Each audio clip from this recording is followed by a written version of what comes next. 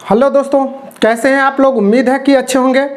आज का जो क्लास है वो है आपके क्लास 10th के चैप्टर 5 समांतर श्रेणी, जिसको हम इंग्लिश में अर्थमेटिक प्रोग्रेशन भी कहते हैं। तो इसी के ऊपर हम क्या करेंगे, आज का क्लास करेंगे। तो इसके बेसिक चीज़ों के बारे में समझेंगे और उसके बाद इसके प्रश्नों को सॉल्व करेंगे। तो इससे पहले जो था सो हम कोऑर्डिनेट ज्योमेट्री को एक बेहतरीन कॉन्सेप्ट के साथ ख़त्म किए हैं। तो इसको भी हम क्या करेंगे, एक बेहतरीन कॉन्सेप्ट के साथ एपी को भी हम क्या करेंगे, ख़त्म करेंगे।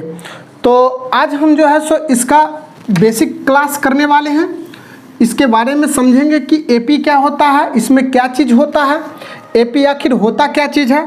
तो चलिए हम समझते हैं एपी। अब देखिए यहाँ पे जो आपका नाम है समांतर श्रेणी,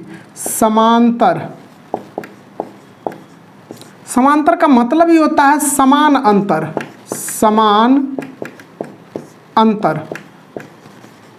समांतर शब्द से पता चल रहा है कि समान अंतर होना चाहिए। अब समान अंतर अगर होना चाहिए तो किस में होना चाहिए, सवाल ये होता है कि समान अगर अंतर होना चाहिए तो किस में होना चाहिए। तो अब देखिए, जैसे हम एग्जाम्पल्स में लेते हैं, एग्जाम्पल्स के थ्रू समझते हैं। अब जैसे यहाँ पे हम ले लेते हैं 2, 4, 6, 8, 10 डॉट डॉट भी कर सकते हैं। अब ये पहला हो गया। अब समझिए कि यहाँ पे देखिए दो क्रमागत पदों के बीच का अंतर कितना है, तो 2 है। अब 4 और 6 क्रमागत पद है, तो इसके बीच का अंतर कितना है, तो 2 है। और इसके बीच का अंतर कितना है, 2 है। और इसके बीच का अंतर भी कितना है, तो 2 है। तो अब यही है कि यह एक श्रेणी है। ये क्या है, एक श्रेणी ले लिए। 2, 4, 6, 8, 10 एक संख्या का क्या है, श्रेणी है, सीरीज है। और इस सीरीज में हम देख रहे हैं कि प्रत्येक दो पदों का अंतर, दो क्रमागत पदों का अंतर समान है। दो क्रमागत पदों का अंतर क्या आ रहा है, समान आ रहा है। मतलब 2 और 4 का अंतर 6, 4, 6 का अंतर 2, 6, 8 का अंतर 2, 8, 10 का अंतर क्या आ रहा है, 2। तब जाकर के कहेंगे कि ये एक एपी है। तब जाकर के क्या बोलेंगे कि ये एक एपी है। ये बात आप लोगों को समझ में आ गया कि एपी क्या होती है। जब दो क्रमागत पदों का अंतर समान हो तो दो क्रमागत पदों के अंतर क्या है, यहाँ पे सभी जगह समान है। अगर सब जगह समान आ जाए तब जाकर के ये एपी में होगा, ये एपी होगा। और नहीं अगर कहीं पर अगर डिफरेंट आ जाए तब जाकर के ये क्या होगा, सीरीज एपी नहीं होगा। अब जैसे कि हम एग्जांपल में ले लेते हैं यहाँ पे 4, 8, 12, 16, 20। अब ये पूछा जाए कि इसके पदों का जो है अंतर, दो क्रमागत पदों का अंतर समान है या नहीं है। तो अब यहाँ पे देखिए इस दोनों के बीच का अंतर 4 आ रहा है। और यहाँ भी क्या आ रहा है, 4। और यहाँ भी क्या आ रहा है, 4। और यहाँ भी क्या आ रहा है, 4। तो कहने का मतलब यह है कि दो क्रमागत पदों का अंतर प्रत्येक जगह बराबर आ रहा है। क्या आ रहा है, समान आ रहा है। तब जाकर के ये 4, 8, 12, 16 और 20 ये क्या हो जाएगा, सीरीज एपी में होगा, एपी में है। बात समझ में आ गया। अब अगला एग्जांपल से लेते हैं। अब देखिए अगला एग्जांपल्स का हो जाएगा आपका क्या चीज़ है, जैसे कि 4, 8, 16, 20, 24।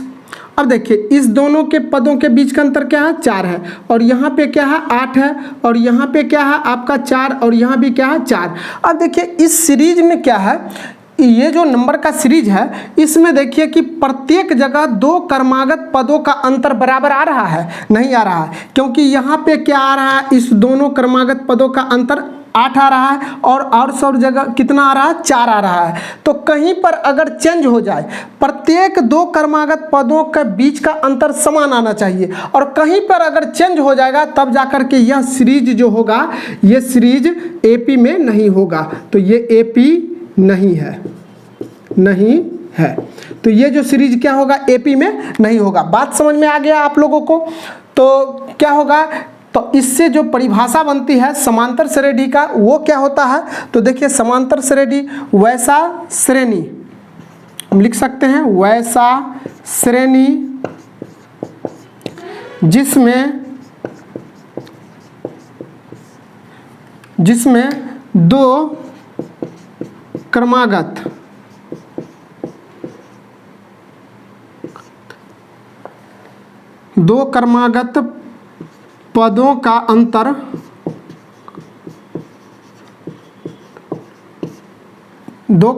पदों का अंतर समान हो एपी कहलाता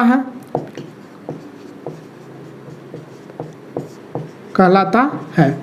अब देखिए ये जो है सो आप अर्थमेटिक प्रोग्रेशन होता है, इसी को हम शॉर्ट में ए, अर्थमेटिक को ए और प्रोग्रेशन को पी लिखते हैं, तो इसी को शॉर्ट को में क्या कहते हैं, एपी। तो हम यहाँ पे एपी लिखे हैं, तो आप समझ में आ गया होगा कि एपी क्या होता है, अर्थमेटिक प्रोग्रेशन होता है, उसका शॉर्ट नेम है। तो वैसा श्रेणी जिसमें दो क्रमागत पदों का अंतर समान हो, प्रत्येक जगह, यहाँ भी दो क्रमागत पदों का अंतर 4 है, यहाँ पे 8 है और यहाँ पे 4 है, यहाँ पे 4 है, तो ये एपी में नहीं होगा। लेकिन यहाँ पे अगर हम देखें तो यहाँ पे दो क्रमागत पदों का अंतर क्या है, प्रत्येक जगह समान है, तो मतलब ये एपी में है। बात समझ में आ गया। तो वैसा श्रेणी जिसमें दो क्रमागत पदों का अंतर अगर समान हो तो उसे हम क्या कहते हैं, एपी कहते हैं। ये बात आप लोगों को क्लियर हो गया।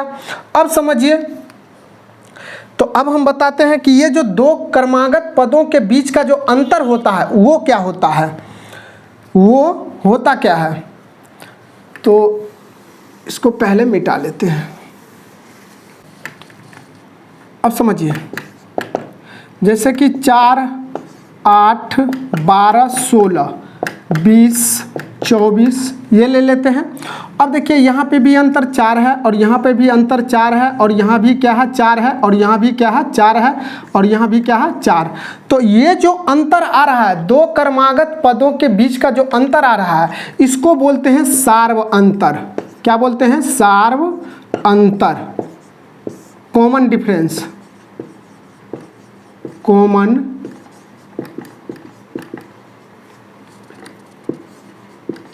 डिफरेंस, इसी को क्या कहते हैं, कॉमन डिफरेंस। और इस सार्व अंतर को हम डी से सूचित करते हैं, स्मॉल डी से। तो ये आपको समझ में आ गया कि दो क्रमागत पदों के बीच का जो अंतर होता है उसे हम क्या कहते हैं, सार्व अंतर कहते हैं, जिसको हम कॉमन डिफरेंस अर्थात डी से इसको क्या करते हैं, सूचित करते हैं। बात ये समझ में आ गया। अब एक चीज़ समझिए आप लोग, यहाँ पे अगर एक एग्जाम्पल ले लेते हैं, क्या चीज़, ये वाला,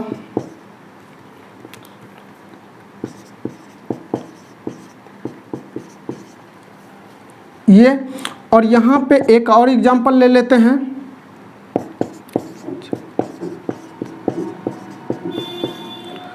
एक और ले लेते हैं, ये बात 3 एग्जाम्पल है। अब यहाँ पे हम देखते हैं, यहाँ पे आपका कॉमन डिफरेंस क्या आ रहा है, 8 का, यहाँ पे भी क्या आ रहा है, 8, यहाँ भी 8 और यहाँ भी 8। मतलब ये जो पहला एग्जाम्पल था उसके प्रत्येक दो क्रमागत पदों का अंतर कितना आ रहा है, 8 आ रहा है। तो 8 आ रहा है तो मतलब ये एपी में है। और इसका जो कॉमन डिफरेंस ये अर्थात डी जो होगा वो कितना हो जाएगा, आपका अभी 8 है। मान लेते हैं कि ये जो है सो ऐसा समझिए, इसको अभी मत समझिए, यहाँ पे समझिए कि इसका जो कॉमन डिफरेंस आ रहा है, मतलब कि दो क्रमागत पदों का अंतर कितना आ रहा है, 8 आ रहा है। और यहाँ पे देखिए, यहाँ पे क्या आ रहा है आपका -8 और यहाँ भी क्या आ रहा है, -8 -8। ये बात आप लोगों को समझ में आ गया। तो ये माइनस में आ रहा है और यहाँ पे क्या आ रहा है, डिफरेंस 0। यहाँ पे क्या आ रहा है, 0। तो ये भी एपी में है, ये भी एपी में है, क्योंकि इसका भी अंतर 0 0 0, दो क्रमागत पदों का अंतर समान आ रहा है, मतलब 0 आ रहा है। तो प्रत्येक जगह आ रहा है, प्रत्येक दो क्रमागत पदों के बीच में आ रहा है, तो मतलब ये एपी में होगा। और यहाँ भी माइनस में आ रहा है, प्रत्येक जगह -8 आ रहा है, तो ये भी क्या होगा, एपी में होगा। अब हम समझाने के लिए समझाना ये चाहते हैं कि जो डी होगा अर्थात सार्व अंतर होगा,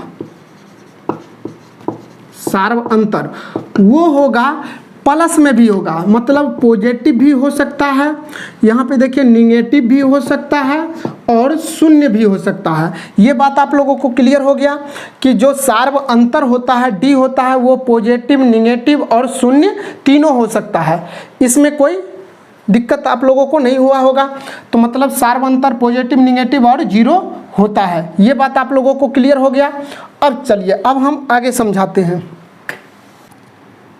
अब समझिए, अब हम क्या करते हैं, एक एपी बनाते हैं। एपी अगर बनाते हैं तो इसका पहला पद को ए से डिनोटेट करते हैं, A1 से, और दूसरा को A2 से, तीसरा A3, A4, इस तरह से बढ़ते जाएगा A5 ... AN तक। तो ये आपका एक एपी है। ये क्या है, आपका एपी है, मतलब A1 पहला पद, A2 दूसरा पद, A3 तीसरा पद, A4 चौथा पद, A5 पाँचवा पद, और ... करते करते बढ़ते बढ़ते AN nवां पद।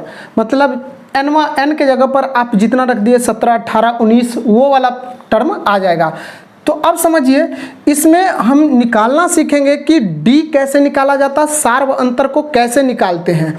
तो सार्व अंतर को निकालने के लिए, अर्थात आप डी अगर निकालिएगा तो वो आगे वाला पद में से पीछे वाला को घटाना है।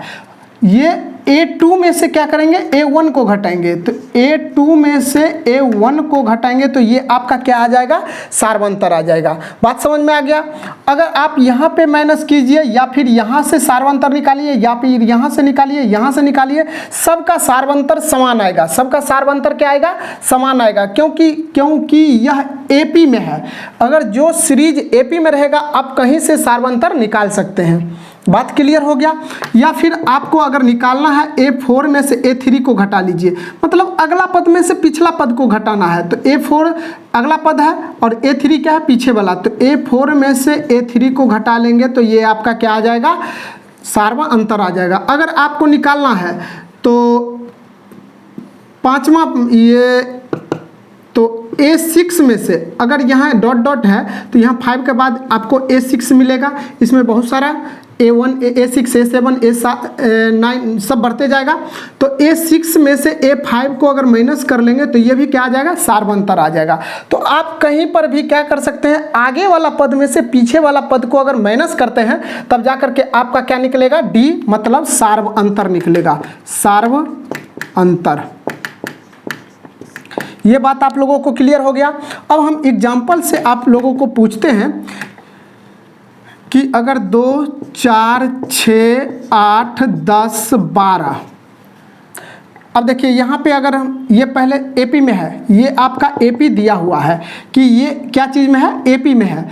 तो देखिए 2, अगर नहीं विश्वास है तो आप कर सकते हैं। तो 2, 2, 4, 4 में 2 जोड़ेंगे तो 6, 6 में 2 जोड़ेंगे तो 8, 8 में 2 जोड़ेंगे तो 10, 10 में 2 जोड़ेंगे तो 12। एपी में है, सबका अंतर क्या है, समान है। लेकिन आपको अगर डी निकालने के लिए, अर्थात सार्व अंतर निकालने के लिए बोले तब क्या इससे निकालोगे।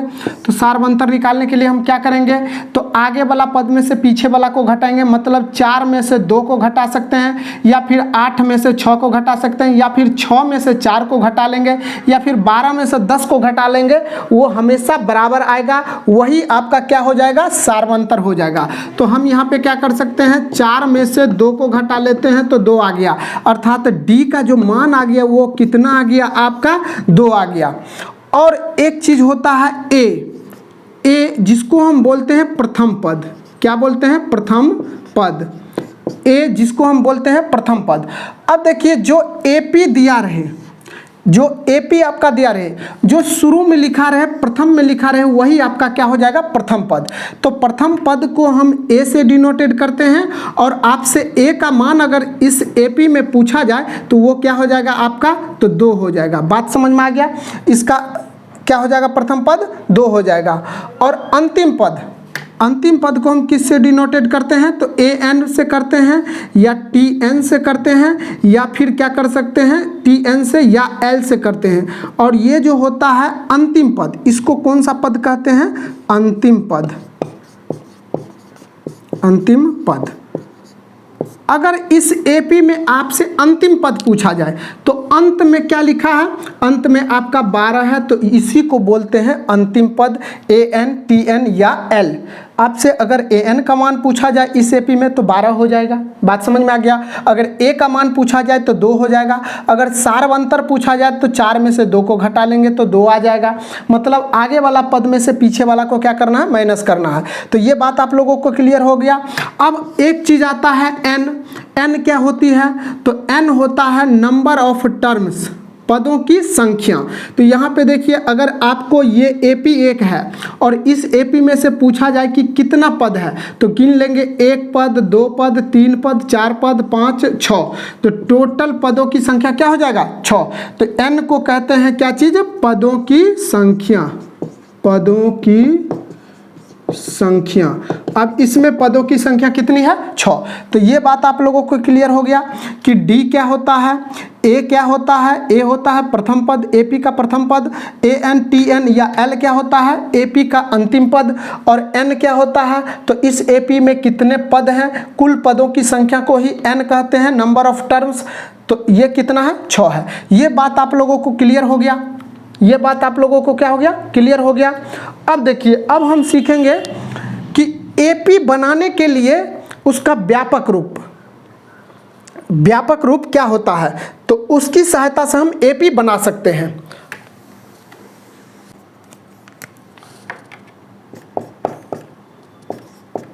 AP का व्यापक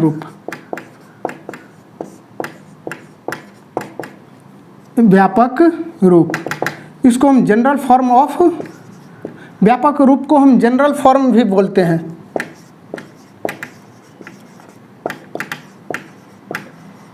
ऑफ AP। अब देखिए AP का व्यापक रूप क्या होता है, थोड़ा ध्यान से देखिएगा। होता क्या है, तो अगर हम AP को इस तरह से लिखते हैं, A1, A2, A3, A4, A5 ... अब देखिए इसी को, ये तो आपको हम समझाने के लिए A1, A2, A3, A4, A5 लिख दिए हैं ...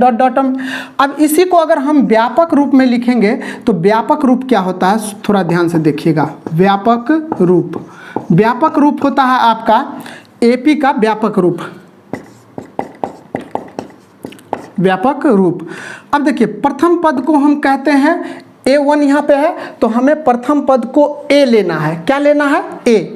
तो यहाँ पे हम क्या लेंगे, A। अब देखिए थोड़ा ध्यान से देखिएगा कि अगर जैसे 2, 4, 6, 8 ये आपका प्रथम पद है, तो प्रथम पद को लिख लिए हैं A। अब दूसरा पद कैसे निकालते हैं, तो दूसरा पद मतलब इस पीछे वाले पद में इसके सार्वंतर को जोड़ते हैं। तो इसका सार्वंतर कितना हो जाएगा आपका, कितना है, ये आपका 2। तो अब देखिए इसका अंतर 2 है, तो मतलब अंतर को पीछे वाले पद में जोड़ते हैं तब आ जाता है आगे वाला पद, और फिर इसमें इसी अंतर को जोड़ते हैं तो आगे वाला आ जाता है, फिर इसी में इस अंतर को जोड़ते हैं तो आगे वाला आ जाता है। तो मतलब कहने का है ये कि इस सब में क्या जोड़ते हैं, तो सार्वंतर जोड़ते हैं, मतलब D का मान जोड़ते हैं। तो अब देखिए प्रथम पद आपका ये आ गया, ऐसे भी लिख सकते हैं, A1 को हम लिख सकते हैं A। बात समझ में आ गया। तो देखिए प्रथम पद ये आपका A आ गया प्रथम पद। आप देखिए कोमा, अब A2 को कैसे लिखते हैं, तो देखिए दूसरा पद ये आपका A1 है, तो A1 को अगर A मान लिए तो अब ये A2 आ गया। तो A1 में हम क्या करते हैं, A1 में D को जोड़ते हैं। तो A1 में D को जोड़ेंगे तो अगला पद आएगा, तो अर्थात A1 का मान कितना है आपका, यहाँ पर माने हैं A, और A में क्या जोड़े हैं, D। तो A में अगर D जोड़ेंगे तो दूसरा पद आ जाएगा आपका A2 का मान चले आएगा। तो A2 को हम लिख सकते हैं क्या चीज़, A प्लस D। अब देखिए फिर इस पद में, ये वाला पद में हम D जोड़े तब जाकर के अगला पद आया, तो फिर इसी में हम क्या करेंगे, D जोड़ेंगे। तो A प्लस D ये आपका दूसरा पद है, और दूसरा पद में फिर एक और D जोड़ेंगे तो अगला पद आ जाएगा, मतलब तीसरा पद। फिर इसी में क्या करेंगे, एक और D जोड़ेंगे, D जोड़ेंगे तो A plus D plus D plus D, तो अगला पद आ गया। फिर इतना में हम क्या करेंगे, एक और D जोड़ेंगे तो अगला पद आएगा। तो a plus D plus D plus D 3 है, यहाँ पे एक और जोड़ेंगे 4। तो इस तरह से हम क्या करेंगे, बढ़ते जाएंगे। अब इसको हम लिख सकते हैं a comma a plus D. अब देखिए यहाँ पे इसको अगर हम लिखेंगे तो ये आ जाएगा a और प्लस 2d आ जाएगा। अब यहाँ पे हम करेंगे तो क्या आ जाएगा आपका a प्लस 3d आ जाएगा, और यहाँ पे क्या आ जाएगा आपका a प्लस 4d आ जाएगा। इस तरह से हम क्या करेंगे, बढ़ते जाएंगे। यही आपका क्या आ गया, व्यापक रूप। यही आपका क्या आ गया, व्यापक रूप, एपी का व्यापक रूप। अर्थात इस फॉर्म से हम इस फॉर्म में लाए तो इसकी सहायता से हम क्या कर सकते हैं, एपी का निर्माण कर सकते हैं। कब, जब आपको प्रथम पद और सार्व अंतर दिया हो। अगर आपको प्रथम पद और सार्व अंतर दिया हो तब जाकर के हम इसमें मान रख के क्या कर सकते हैं, एपी का निर्माण कर सकते हैं। तो ये बात आप लोगों को समझ में आ गया। तो एपी का व्यापक रूप क्या होता है, a comma a plus D comma a plus 2d comma a plus 3d comma a plus 4d। ये बात आप लोगों को समझ में आ गया। तो ये जो है सो बस 5.1 चैप्टर को सॉल्व करने के लिए इतना ही काफ़ी है। इसकी सहायता से हम क्या करेंगे, जो 5.1 के जितने भी एग्जाम्पल्स हैं उस सभी को सॉल्व करेंगे। अब हम लोग जो है सो जितना भी थ्योरी पढ़े हैं, एक्सरसाइज 5.1 के प्रश्नों को सॉल्व करते हैं। तो इसका जो पहला प्रश्न है वो आप लोगों के लिए ज़्यादा इंपॉर्टेंट में, आप लोग खुद पढ़ के देखिएगा और आप लोग खुद बना के उसको देख सकते हैं। तो ये जो दूसरा क्वेश्चन है, कह रहा है कि दी हुई एपी के प्रथम 4 पद लिखिए, जबकि प्रथम पद और सार्वंतर निम्नलिखित है। आपको यहाँ पे ए मतलब प्रथम पद 10 दिया है, डी मतलब सार्वंतर 10 दिया है, और इससे कह रहा है कि 4 पदों को लिखे, मतलब एपी के 4 पद को लिखना है, मतलब एपी का निर्माण करना है। अभी हम जस्ट बताए हैं कि व्यापक रूप क्या होता है, तो हम यहाँ पे मानेंगे, माना कि एपी का 4 पद क्या है, ए कोमा ए प्लस डी कोमा ए प्लस 2d कोमा ए प्लस 3d। ये बात आप लोगों को समझ में आ गया। तो ए प्लस डी, ए प्लस 2d, ए प्लस 3d, 1 2 3 4 पद हो गया। अब हम यहाँ पे 4 पद हो गया तो ये आपका एपी क्या आ जाएगा, ए प्रथम पद तो 10, तो 10 कोमा ए का मान 10 और प्लस डी का मान कितना है आपका, तो 10, और यहाँ पे कोमा ए का मान 10 है तो 10 और प्लस 2 गुने डी का मान 10 और प्लस कोमा ए प्लस ए का मान कितना है, तो 10 है और प्लस 3 गुने 10। तो इसमें हम क्या किए हैं, ए और डी का मान रखे हैं। तो ए और डी का मान रखे हैं तो क्या आ गया आपका, तो एपी आ गया यहाँ पे 10, और इसको हल करेंगे तो ये आ जाएगा आपका 20, और पहले गुना करेंगे तो 10 दूना 20 और 10 30। अब इसमें करेंगे तो 10 या 30 और 10 40। ये प्रथम पद आ गया, प्रथम 4 पद। तो ये एपी का प्रथम 4 पद निकल गया, 10 20 30 40। बात समझ में आ गया। तो यहाँ पे हम जांच भी कर सकते हैं। तो देखिए प्रथम पद 10 बोल रहा है तो प्रथम पद यहाँ पे 10 है, और यहाँ पे सार्वंतर 10 बोल रहा है तो देखिए इसमें से इसको घटाएंगे तो 10 आ जाएगा। तो मतलब मेरा ये एपी सही है। इसी तरह से इसको भी निकालेंगे हम। तो इसको निकालेंगे तो माना कि एपी का 4 पद क्या क्या है, तो ए पहला पद, दूसरा पद ए प्लस डी, तीसरा ए प्लस 2d, चौथा ए प्लस 3d। बात समझ में आ गया। अब यहाँ पे हम लिख सकते हैं एपी, तो ए का मान कितना है, तो -2। अब यहाँ पे कोमा ए का मान -2 और प्लस डी का मान कितना, तो 0। फिर कोमा ए का मान -2 और प्लस 2 गुने 0। फिर क्या है, कोमा ए का मान कितना, तो -2 और प्लस 3 का इंटू डी का मान 0। तो अब देखिए इसको अगर हल करेंगे तो एपी क्या आ जाएगा आपका, AP आ जाएगा -2। अब इस दोनों को जोड़ेंगे तो -2 और इसको गुना करेंगे तो 0 और 0 को -2 के साथ ऐड करेंगे तो -2 और फिर यहाँ पर देखिए इसको गुना करेंगे तो 0 और 0 को -2 से गुना करेंगे जोड़ेंगे तो -2। ये आपका क्या आ गया AP का प्रथम 4 पद। तो इस तरह से हम AP का क्या कर सकते हैं, निर्माण कर सकते हैं, बना सकते हैं। इसी तरह से इसको भी हम क्या करेंगे, बनाएंगे। तो यहाँ भी क्या करेंगे, मानेंगे, माना कि AP का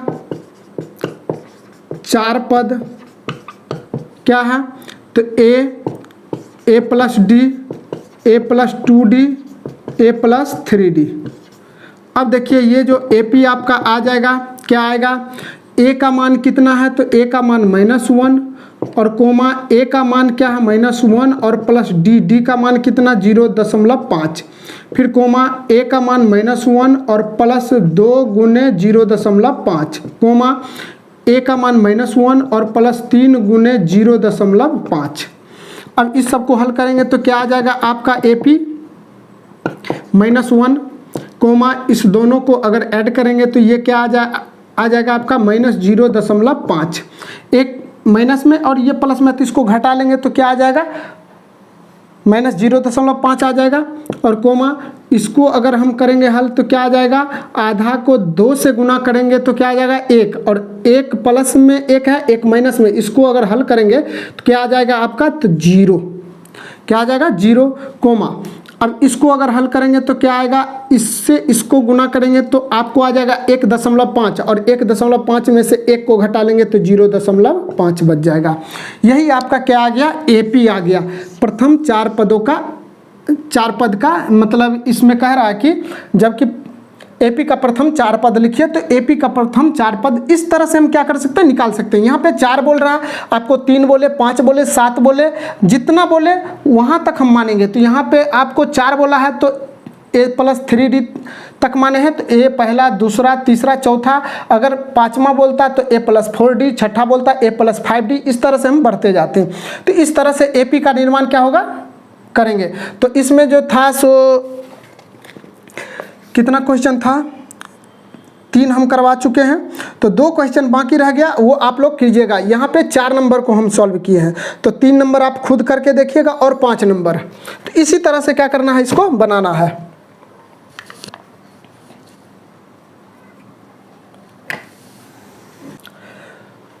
अब देखिए, अब अगला क्वेश्चन है, कह रहा है कि निम्नलिखित में से प्रत्येक AP के लिए प्रथम पद तथा सार्वंतर को लिखिए। आपको AP दिया गया है और इसमें से क्या करना है, प्रथम पद मतलब A का मान और सार्वंतर मतलब D का मान क्या करना है, हमको पता करना है। तो यहाँ पे देखिए, आपको इस AP में प्रथम पद क्या हो जाएगा, तो आपका प्रथम पद A का जो मान हो जाएगा, AP का पहला पद ही प्रथम पद कहलाता है, तो 3 हो जाएगा A, और D क्या हो जाएगा आपका, तो D हो जाएगा आगे वाला पद में से पीछे वाला को घटा लेंगे, मतलब 1 में से 3 को क्या करेंगे, माइनस करेंगे, तो 1 - 3 बराबर -2, ये आपका आंसर आ गया और 1 ये आ गया। तो A का मान 3 और D का मान कितना आ गया, -2 आ गया।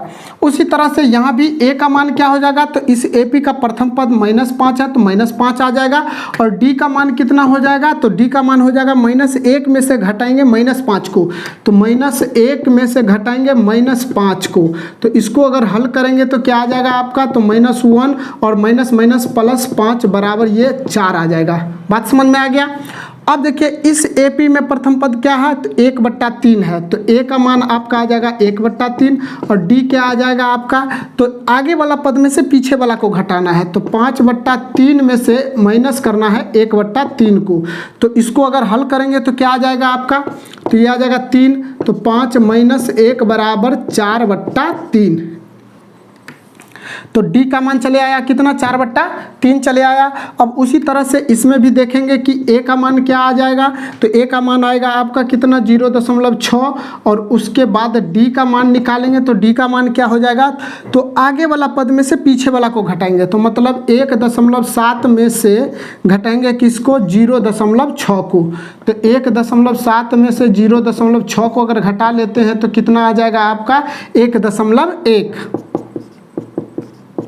यही आपका क्या आ गया, आंसर आ गया। तो इस तरह से क्या करेंगे, AP अगर दिया रहे तो A और D का मान हम निकाल सकते हैं। तो ये हालांकि आप लोगों को ऑब्जेक्टिव में पूछा जाएगा, और एपी एक ऐसा चैप्टर है आपको एग्जाम के व्यू से एक अच्छा स्कोर कर सकते हैं अगर इसको पढ़ लेते हैं, तो इससे बहुत ही क्वेश्चन पूछा जाता है 2 नंबर में भी और ऑब्जेक्टिव में भी।